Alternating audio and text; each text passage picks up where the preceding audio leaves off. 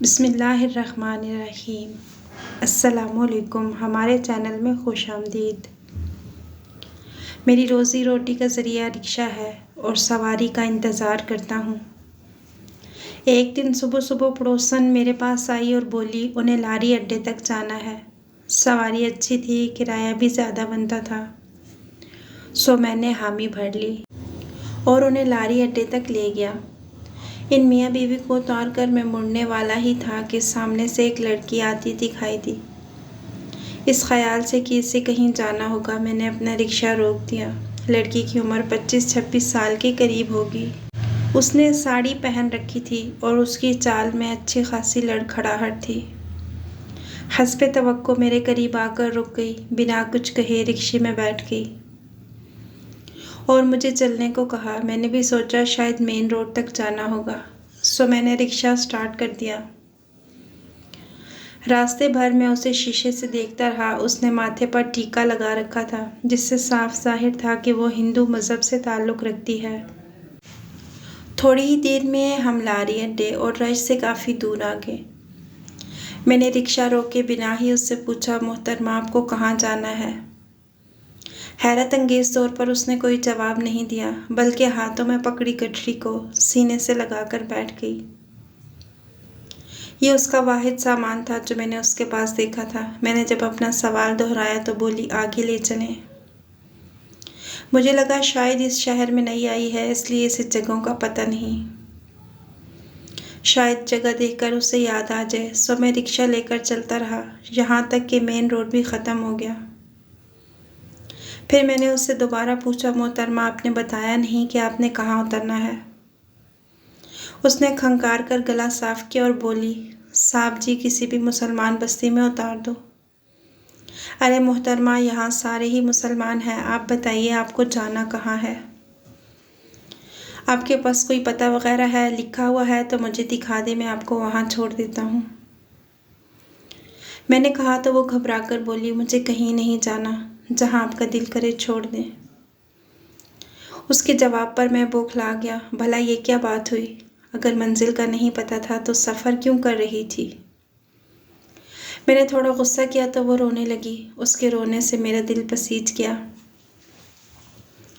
मैंने पीछे मुड़कर देखा तो मेरे दिल की धड़कनें बेतरतीब होने लगी। मैंने कहा, देखें, मेरा मतलब ये नहीं था, आप जो भी जगह कहेंगी बग़ैर किराए के मैं आपको वहाँ पहुँचा दूँगा। आप मुझे तसल्ली से जगह बताएं। वो रोते हुए बोली, मेरा कोई ठिकाना नहीं, ना ही इस दुनिया में मेरा कोई वारिस है। आप मुझे अपने साथ ले चलो, मुझे अपने घर में नौकरानी बनाकर रख लो। मैं सिर्फ 2 वक्त की रोटी खाऊंगी और आपसे कोई तकाजा नहीं करूंगी। उसने कुछ इस अंदाज से कहा जैसे मैं किसी रियासत का बादशाह हूँ और वो कोई कनीज़ है। आपको बताता चलूँ कि मैं एक पाँव से लंगड़ा था, सो मैंने लकड़ी की टांग लगवा ली थी और उसी के सहारे रिक्शा चलाता था, जबकि गांव में मुझे कोई भी रिश्ता देने पर तैयार न था। वजह एक तो मेरा लंगड़ापन था और दूसरा ये कि मैं कोई और काम नहीं कर सकता था। जाहिर है ऐसे में कौन अपनी बेटी का हाथ मुझे देता। मैंने एक लम्हे को सोचा और फिर लड़की से कहा, मुझे कोई मसला नहीं, मैं तुमसे शादी करने को तैयार हूँ। तुम बताओ शादी कब करोगी? अगर कहो तो अभी ले चलूँ, अगर नहीं तो कुछ दिन दारुल अमान में रह लो, अपनी तरफ से इत्मीनान कर लो।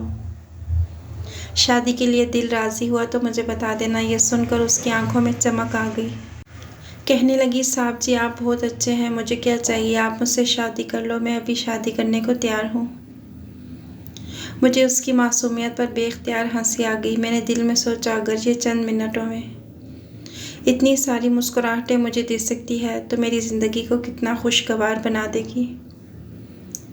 मैंने अपने एक वकील दोस्त को फ़ोन किया, उसे सारी सूरत हाल से आगाह किया और कहा कि मैं इससे अभी निकाह करना चाहता हूँ। उसने मुझे सोच विचार का मशवरा दिया, जिसे मैंने तहम्मुल से सुना और कहा कि मैं आपकी बात से इत्तेफाक करता हूँ, लेकिन मेरा दिल कहता है कि ये लड़की मासूम है। खैर, उनका काम समझाना था। मैं उस लड़की को लेकर कचहरी चला गया। अभी तक मैंने उसका नाम नहीं पूछा था। आसिफ भाई से बात करने के बाद मैंने उसका नाम पूछा तो उसने अपना नाम किरण बताया। उसका नाम भी उसकी तरह खूबसूरत था। मैंने रिक्शा मेन रोड से कचहरी की तरफ मोड़ा। 10 मिनट में मैं कचहरी पहुंच गया। जब मैं पहुंचा तो मेरे दोस्त ने मुझसे मिठाई की फरमाइश की, जिससे मैंने निकाह तक मशरूत कर दिया। फिर मैंने उसे बताया कि मैं इस लड़की से निकाह करना चाहता हूँ। वो मुझे अपने ऑफिस ले गया, कुछ ज़रूरी इंतज़ामात किए, चाय पानी का बंदोबस्त किया, अपने चंद दोस्तों को मदऊ किया, साथ ही निकाह खां और निकाह वाले रजिस्ट्रार का बंदोबस्त किया। आसिफ भाई के ऑफिस में उनके 3-4 दोस्त बैठे थे। मेरा शिद्दत से जी चाहा कि किरण के पास कोई चादर वगैरह होती तो वो सर ढांप कर बैठती, मगर उसने तो साड़ी पहन रखी थी और उसकी लंबी चुटिया कमर पर लहरा रही थी। खैर, मैंने जैसे तैसे बर्दाश्त किया। निकाह के वक़्त पता चला कि किरण ने अभी अभी इस्लाम कबूल किया है। वो 2-3 दिन पहले मुसलमान हुई है। अभी तक उसे नमाज रोज़े का नहीं पता। मुझे कोई ख़ास हैरत नहीं हुई, क्योंकि अपने हुलिये से वो गैर मजहबी लगती थी। आसिफ भाई ने उससे एक और सवाल किया कि वो कमारी है या नहीं, तो इस सवाल पर उसने चुप साध ली। हमने इसे उसकी शर्म और हया से ताबीर किया और हमारा निकाह हो गया। हम मियाँ बीवी के बंधन में बंध गए। इस लम्हे मुझे ऐसे लगा जैसे अचानक मेरी अहमियत सबकी नज़रों में बढ़ गई हो। गांव के जो लोग कहते थे कि मुझे कोई भी अपनी लड़की नहीं देगा, जब वो मेरे साथ किरण को देखेंगे तो लाजमी हैरान होंगे। मैंने सोच लिया कि मैं अगले दिन ही रिक्शे से छुट्टी करूँगा और इसे अपने गांव ले जाऊँगा, अपने रिश्तेदारों से मिलवाऊँगा और साबित कर दूँगा कि मेरे नसीब में भी अल्लाह ने मुझसे भी खूबसूरत औरत लिखी थी, जो शक्ल सूरत के एतबार से लाखों में एक थी। निकाह के बाद के जज्बात ही कुछ और होते हैं। मुझे किरण से मोहब्बत महसूस होने लगी। मैंने उसे बाज़ार से एक शॉल लेकर दी और उसे रिक्शे में बिठाकर घर ले आया।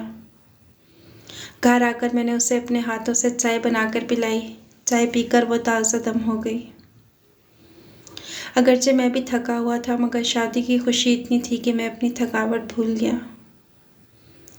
मैंने उससे कहा, तुम यहीं बैठो, मैं तुम्हारे लिए कपड़ों का जोड़ा लेकर आता हूँ। पता नहीं क्यों वो मुझे उन कपड़ों में अच्छी नहीं लग रही थी। मैं फटाफट बाज़ार गया और किरण के लिए एक खूबसूरत जोड़ा ख़रीदा और खाने पीने की चीज़ें ख़रीदी।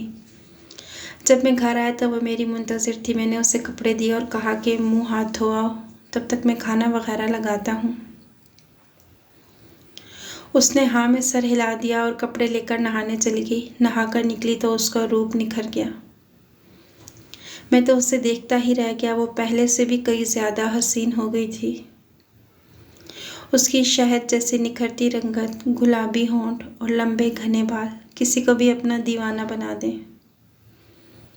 मैंने उसे नज़र भर कर देखा तो वो शर्मा गई। मुझे लग रहा था जैसे किसी फ़कीर को परी मिल गई हो। मैंने उसे अपने हाथों से खाना खिलाया तो वो बहुत खुश नज़र आने लगी। अब उसकी घबराहट में कुछ कमी हो गई थी। मुझे तो समझ ही नहीं आ रहा था कि 2 घंटे में मेरी ज़िंदगी इतनी कैसे बदल गई। ऐसे लगता था जैसे मैं कोई हसीन ख्वाब देख रहा हूँ। मेरा कमरा, जिसमें मैं अकेला रहता था, उस कमरे में मेरा हमसफ़र आ गया था। उसकी रफ़ाकत पाकर मुझे ऐसे लगा जैसे मैंने दुनिया की सबसे बड़ी खुशी हासिल कर ली हो। हमारी रातें और हमारे दिन खुशियों के खमार में डूबे हुए थे। मैंने किरण का नाम मरियम रख दिया। जब भी मैं उसके ख़ानदान का पूछता तो वो टाल देती या ऐसे तासुरात देती कि मैं दोबारा पूछने की जुर्रत ना करता। मैं भी उसे परेशान नहीं करना चाहता था, सो मैंने भी ज़्यादा इसरार नहीं किया। मैं माज़ी और मुस्तकबिल से ज़्यादा हाल में रहने वाला इंसान हूँ। पिछली चीज़ों के बारे में ज़्यादा नहीं सोचता। सो हमने इस नए रिश्ते पर ख़ासी तवज्जो दी। एक दिन मैं मरियम को घुमाने फिराने नज़दीकी पार्क ले गया। उसने बताया था कि उसका ताल्लुक़ गैर मजहबी कबाइल से है, जहाँ अजीबो-गरीब रसूम व रवाज हैं, और वो बहुत ही कम अपनी बस्ती से बाहर आई थी। उसने इस शहर को कभी नहीं देखा था। मैं उसका दिल बहलाने उसे पार्क ले गया। वो वहाँ जाकर बहुत खुश हुई। उसने ये चीज़ें पहली बार देखी थी। मैंने उसे मुख्तलिफ झूले भी दिखाए मगर वो झूले पर बैठने से डर रही थी। पार्क में घूमने फिरने के बाद हम एक ढाबे पर बैठे। एक आदमी हमें बार बार घूर रहा था। मैंने देखा कि उसकी दिलचस्पी मुझसे ज़्यादा मरियम में थी। खैर, मैं लड़ने झगड़ने का कायल नहीं था। शहरों में ये बातें आम होती हैं। मगर उसका घूरना नाकाबिले बर्दाश्त होता जा रहा था और उसकी हरकतें भी पहले से ज़्यादा मशकूक थीं। वो पहले फ़ोन पर कुछ लिख रहा था। थोड़ी देर बाद उसने फ़ोन कान से लगा लिया और बोला, अरे करतूस, तू कहाँ है? तेरे लिए बहुत बड़ी खबर लाया हूँ। ये कहकर उसने उसे नज़दीकी स्टेशन पर मिलने को कहा और फ़ोन बंद कर दिया। अब उसने हमारी तरफ देखना बंद कर दिया और ढाबे से निकल गया। मरियम इन बातों से बेखबर थी मगर मैं थोड़ा सा परेशान हो गया। खैर, हमने जल्दी से खाना खाया और मैं उसे लेकर ढाबे से बाहर आ गया और अपने घर की तरफ चल दिया। रास्ते में मैंने महसूस किया कि कोई हमारा ताक़ुब कर रहा था, मगर जो ही मैं पीछे मुड़कर देखता मुझे सब कुछ नॉर्मल लगता। समझ में नहीं आता था कि कौन ताक़ुब कर रहा है। हम तकरीबन 1 घंटे में अपने घर पहुंच गए। घर पहुंचे तो मगरिब की आज़ान हो रही थी। मैंने नमाज अदा करनी थी, सो मरियम को घर में ही छोड़ा और मैं खुद मस्जिद चला गया। मैंने उसे सख्ती से हिदायत की कि कोई भी दरवाज़ा खटखटाए तो मत खोलना। अगर मेरा भी कहे तो उससे कह देना कि मैं मस्जिद नमाज़ पढ़ने गया हूँ। तकरीबन आधे घंटे के बाद मैं नमाज़ पढ़कर घर आया तो मरियम बहुत घबराई हुई थी। उसने बाकायदा रोना शुरू कर दिया। मेरे पूछने पर उसने बताया कि मेरे जाने के बाद कोई ज़ोर ज़ोर से दरवाज़ा खटखटा रहा था। इतनी ज़ोर से जैसे दरवाज़ा तोड़कर अंदर आना चाहता हो। फिर शायद मोहल्ले के किसी आदमी ने बताया होगा तो दरवाज़ा खटखटाना बंद कर दिया। मैंने उसे तसल्ली दी और कहा कि कोई बच्चा डराने की कोशिश कर रहा होगा। मैंने कहा, खैर है, तुम परेशान न हो। मैंने साथ वालों से पूछा तो उन्होंने बताया कि मेरे जाने के बाद 2 लोग आए थे। उनको इस मोहल्ले में पहले कभी नहीं देखा गया। मोहल्ले वालों ने उन्हें बाहर निकाल दिया। ये सुनकर मेरा माथा ठनका। आखिर वो लोग कौन थे और हमसे क्या चाहते थे? अगली सुबह जुम्मा था। मैं घर पर ही था। मैं जुम्मे वाले दिन रिक्शा नहीं चलाता था। मेरी दुल्हन को आए भी 1 महीना नहीं हुआ था, सो मैं नाश्ता बाहर से ही ले आया था। उस दिन मैं हलवा पूरी लेने बाहर गया। वापसी पर आया तो दरवाजे पर 2 लोग खड़े थे और वो मुसलसल दरवाज़ा बजा रहे थे। मैंने पूछा, तुम लोग कौन हो? तो वो बोले कि तूने हमारी छोरी इस घर में रखी हुई है, यानी लड़की। मैं हैरान हो गया और पूछा, कौन सी लड़की? मेरे घर में सिर्फ मेरी बीवी है और उसका नाम मरियम है। अरे हम सब जानते हैं वो हमारी बीवी है। तुमने उसे जबरन यहाँ रखा हुआ है। हम तुम्हारी चमड़ी उधेड़ देंगे। अभी दरवाज़ा खोलो और उसे हमारे हवाले करो। उन लोगों का हुलिया भी औरतों जैसा था। सर पर चोटियाँ बांधी हुई थी और गले में अजीबोगरीब पट्टे डाले हुए थे। मैंने उनकी बदमाशी देखी तो मुझे भी गुस्सा आ गया। मैंने हलवा पूरी साइड पर रखी और बाजू चढ़ाकर बोला, हिम्मत है तो ले जाकर दिखाओ मेरी बीवी को। ये मेरा मोहल्ला है, यहाँ सब लोग मुझे जानते हैं। अगर ज़्यादा चूँ चरा की तो ऐसा पिटवाऊँगा कि वापस अपनी टांगों से नहीं जाओगे। मेरा ये कहना था कि उस शख्स ने मुझे गिरेबान से पकड़ लिया और बोला, तुम्हारी इतनी हिम्मत, शायद तुम मुझे जानते नहीं। मेरा नाम कारतूस है और मेरे नाम से बड़े बड़े लोग कांपते हैं। हाँ हाँ, बिना बंदूक के कारतूस।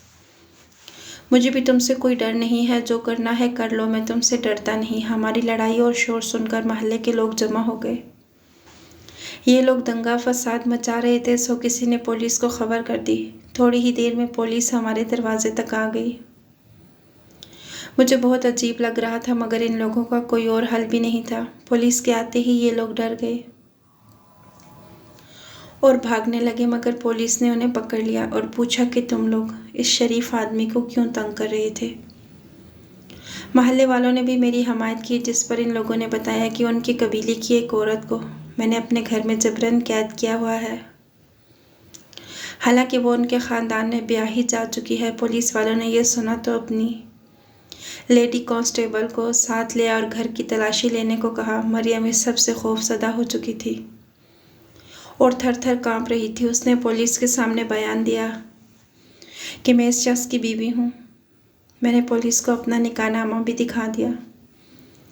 पुलिस को यकीन दिलाने में कामयाब हो गया तो पुलिस उन लोगों को अपने साथ थाने ले गई। उनके जाने के बाद कुछ सुकून हुआ तो मेरे हवास बहाल हुए। मैं सोच में पड़ गया, आखिर ये लोग कौन थे और बिला वजह तो नहीं आए होंगे, ज़रूर ये मरियम को जानते होंगे। और फिर कल जब हम ढाबे में बैठे थे तो वो शख्स घूर घूर कर मरियम को देख रहा था और उसने फ़ोन पर भी कारतूस नामी बंदे का जिक्र किया था, जबकि इस शख्स ने अपना नाम यही बताया था। मैं दरवाज़ा बंद करके अंदर गया तो देखा मरियम रो रही थी। मेरे दिल में न जाने क्यों अभी भी इसकी मोहब्बत थी। मैंने उसके किरदार पर शक नहीं किया। मैंने मरियम को नाश्ता करवाया और फिर कहा, मरियम तुम मेरी ज़िंदगी बन गई हो। अगर तुम मुझे अपने माज़ी के बारे में नहीं बताओगी तो मैं तुम्हें कैसे इन लोगों से बचा पाऊँगा। खुदा न खास्ता कभी ये लोग हमें नुकसान पहुँचा दें तो मैं तन्हा आदमी हूँ। अगर कोई नुकसान हो गया तो मैं बर्दाश्त नहीं कर पाऊँगा। मेरे कुरेदने पर मरियम ने बताया उसका ताल्लुक़ एक गैर मज़हब कबीले से है और वो शख्स जिसने अपना नाम कारतूस बताया था, जो इनके दरवाजे पर आकर उन्हें धमकाता था, वो उसका नाम नेहाल शोहर था और उसके साथ जो काले रंग का आदमी था वो उसका देवर था। मज़ीद पूछने पर बताया कि ये लोग 7 भाई थे। इनकी कोई बहन नहीं थी और अपने कबीले में उन्होंने फौजनुमा बदमाशों की टोली बना रखी थी। ये किसी शख्स से जो बात मनवाना चाहते अपनी ताकत की बिना पर मनवा लेते। इस इलाके में बज़ाहिर तो सारे शरीफ थे, रस्म व रवाज के पाबंद थे, मगर हर घर में बुराई का ऐसा शर्मनाक काम था जिसे बयान करते हुए भी शर्म आती थी। गांव में सोने और चांदी के बगैर कोई शादी नहीं होती थी। आने वाली दुल्हन को सोने में लाद दिया जाता था और उसके लिए बेतहाशा इंतज़ामात किए जाते थे। बाज़ औक़ात लोगों की सारी जमा पूंजी एक ही शादी पर ज़ाया हो जाती थी, जबकि सोने चांदी के बगैर किसी औरत की शादी तौहीन समझी जाती थी। मगर शादी के बाद जो कुछ होता था उससे माशरे को कोई सरोकार नहीं था। मुझे भी सोने और चांदी में तोल दिया गया। मेरे माँ बाप को भारी नकद रकम भी पेश की गई और यूं में ब्याह कर कारतूस के घर आ गई। कारतूस की हैबत से सारा इलाका डरता था। उसके 6 भाई और भी थे और शायद यही वजह थी कि वो अपनी ताकत पर खासा इतराते थे। शादी वाले दिन घर में कोई औरत ना पाकर मुझे अजीब सी उलझन हुई। उसके बाकी भाई भी मुझे मजाक में छेड़छाड़ करने लगे, जो मुझे बहुत नागवार गुजरी। मैं अपने इलाके की रिवायात से वाकिफ़ थी और मुझ पर लाजिम था कि मैं अपने देवर और जेठों की खिदमत करूं, बल्कि उनकी तस्कीन का भी ज़रिया बनूं। लेकिन न जाने क्यों मेरा दिल ये गवारा नहीं करता था। मुझे उनकी ये बातें बहुत नागवार गुजरती थी। फिर अज़ियतों का एक नया सिलसिला शुरू हो गया जो ख़त्म होने का नाम ही नहीं लेता था। मैं इन लोगों के घर में एक खिलौना बन गई। सारा दिन इन लोगों की रोटियां बनाती रहती, कोई हिलकर पानी भी ना पीता और सबकी खिदमत मुझ पर फ़र्ज़ हो गई। सारा दिन काम की थकन और फिर अज़ियतनाक रातें मेरे लिए किसी अज़ाब से कम न थी। मुझे लगता था कि मैं कोई भेड़ बकरी हूँ जिसे उसके माँ बाप ने खूंटे से बांध दिया है। हैरत की बात यह थी कि ये सब भाई मुझे दिन के उजाले में भाभी कहते थे। कबीले वालों के सामने बड़े मुहज़्ज़ब थे, लेकिन अब उनकी हकीकत में जान गई थी। मैंने पड़ोस में रहने वाली एक बूढ़ी औरत पर भरोसा करके उसे इशारे किनायों में यह बात बताने की कोशिश की तो वो बोली, मेरे 3 देवर और 2 जेठ थे। मैंने तो कभी एतराज़ नहीं किया कि कौन मेरा शोहर है। तुम नई नस्ल की लड़कियों को न जाने क्या हुआ है, अपना अपना शोहर क्यों करते हो? जिस घर में जितने मर्द होते हैं उन सब की तुम पर जिम्मेदारी है। फिर चाहे वो तुम्हारे साथ जैसा भी सलूक करें, तुम्हें औरत होने के नाते सब सहना पड़ेगा। यही हमारे रस्म और रवाज हैं और इन्हीं पर तुम्हें चलना पड़ेगा। अभी तुमने बाहर की दुनिया देखी ही नहीं है, वो दुनिया इससे भी बुरी है। मैंने जब उस बूढ़ी औरत की ये बातें सुनी तो मुझे हैरत का सख्त झटका लगा। तो गोया ये जुर्म और ये बुराई हर घर में खामोशी से जारी थी। शायद इसलिए लोग शादियों पर ज़्यादा खर्चा नहीं करना चाहते थे। मैंने जैसे ही ये बात सुनी तो मुझे बहुत हैरत हुई, लेकिन मेरे अंदर एक पाक रूह थी जिसने कभी भी इस गंदगी को कबूल नहीं किया था। मैंने अपनी बस्ती से भागने का फ़ैसला कर लिया, मगर मुझे अपनी मंजिल का पता नहीं था। बस्ती से थोड़ी दूर आकर लारी अड्डा था जिसमें बसें खड़ी थी। मैं एक बस में चढ़कर बैठ गई। मुझे नहीं पता था कि मैं कहाँ जाऊँगी। बस एक खौफ ने दिल में जगह बनाए रखी थी। बस का सफ़र खासा लंबा था। मैं भी इत्मीनान से बैठ गई कि कम से कम अपनी बस्ती से तो दूर निकल जाऊँगी। उसी बस में एक नौजवान जोड़ा बैठा हुआ था। आदमी के चेहरे पर दाढ़ी थी, औरत ने बुर्का ओढ़ रखा था। मैं उन्हें हसरत से देख रही थी। मैंने देखा सामने वाली सीट पर बैठा एक शख्स दिल जमाई से उस औरत को देख रहा था। बुर्कापोश लड़की के मर्द की नज़र जब उस आदमी पर पड़ी तो वो गुस्से से पागल हो गया।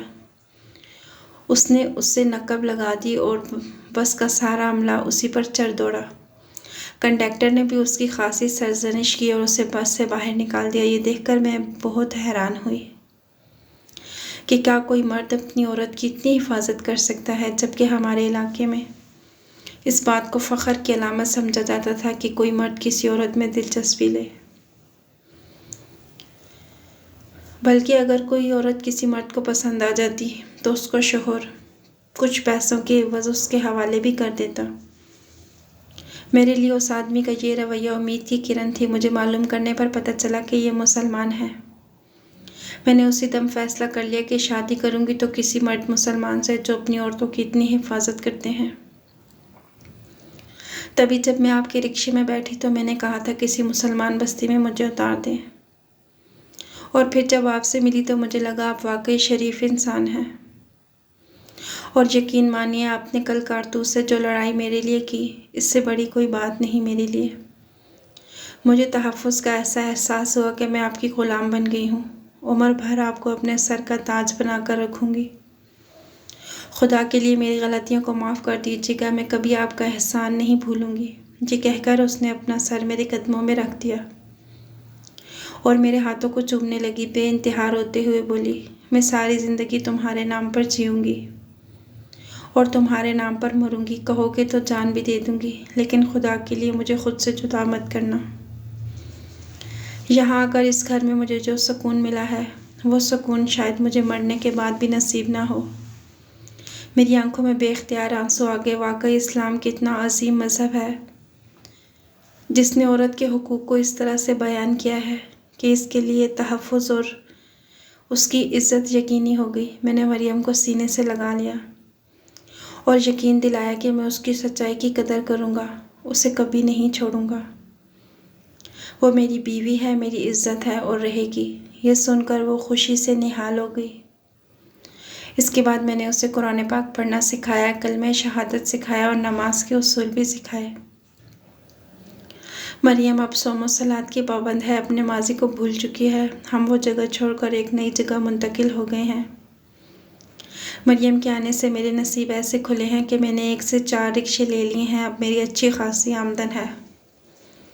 रोज़ बरोज़ मेरी आमदन और रिक्शे बढ़ते ही जा रहे हैं। मुझे यकीन है कि ये सब अल्लाह ने मुझे मरियम के नसीब से अता किया है। अगर मैं उसे धुतकार देता या उसके साथ अच्छा सलूक ना करता तो यकीनन वो बददिल हो जाती और इस मज़हब से भी दूर चली जाती।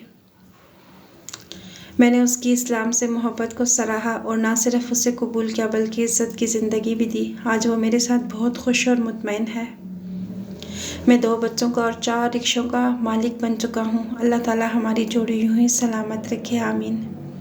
अगर आपको हमारी ये कहानी अच्छी लगी है तो इसे लाइक कीजिएगा। मज़ीद ऐसी अच्छी वीडियोस देखने के लिए हमारे चैनल को सब्सक्राइब कीजिएगा। अगली वीडियो तक के लिए अल्लाह हाफिज़।